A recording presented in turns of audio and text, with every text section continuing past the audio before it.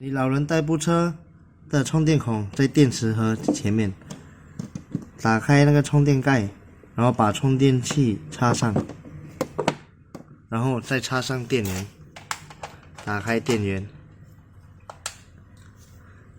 在充电时候能看到这个灯是橙色，当充满了它会变绿色。充满了之后，把电源关，然后再把充电孔拔开，然后把充电盖盖上。